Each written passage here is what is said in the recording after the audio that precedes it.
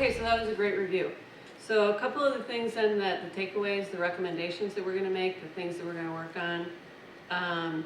Nick, you'll help us with the modifications to 105-91, Sure. right? So we can look at expanding what's required to install the digital video cameras on the licensed premise. Yeah, and I have a couple of aldermen that I think might sponsor legislation. Maybe we can meet with them. Perfect. Okay. I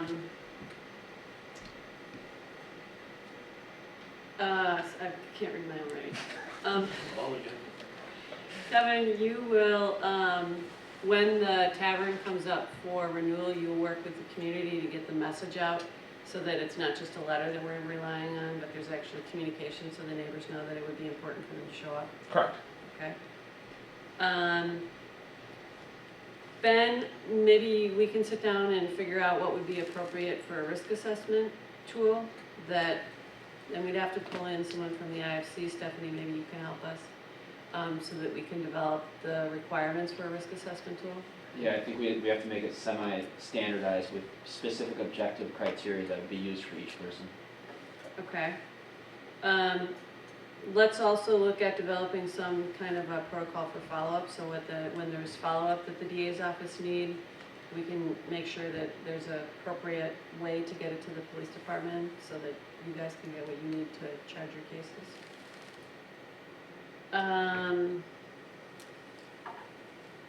Donna, let's look from the DOC's perspective when someone is max discharging. What are we going to do? Is there a way to notify the police department that they're going to be max discharged?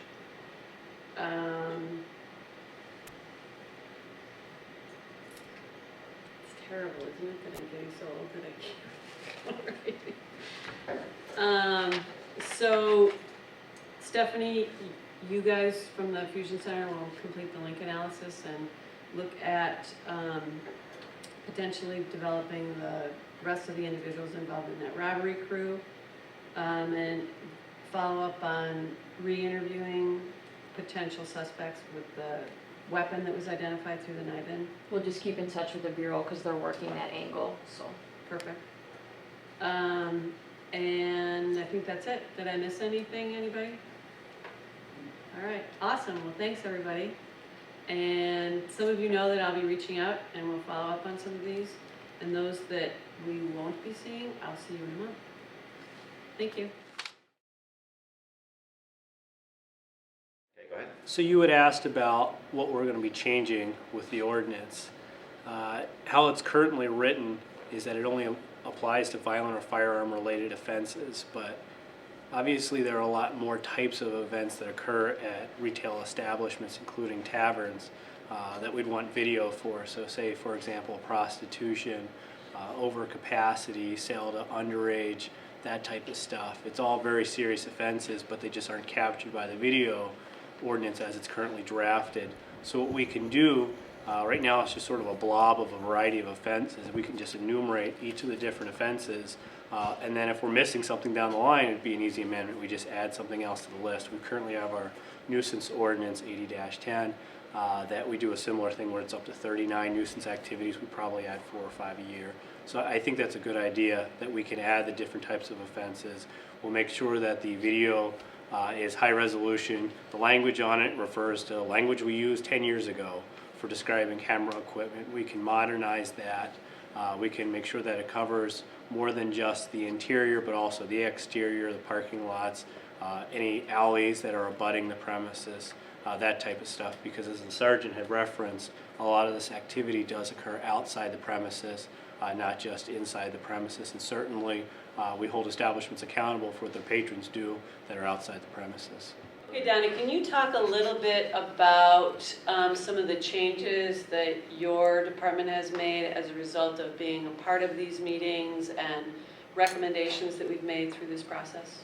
Yeah, we become more focused as a unit. Originally, we were a bunch of agents from different units, different supervisors thrown into districts with really no direction. We were just taking cases, supervising them. Through the meetings and all that, we've come to the conclusion that we needed to be more consistent within the units, within the districts.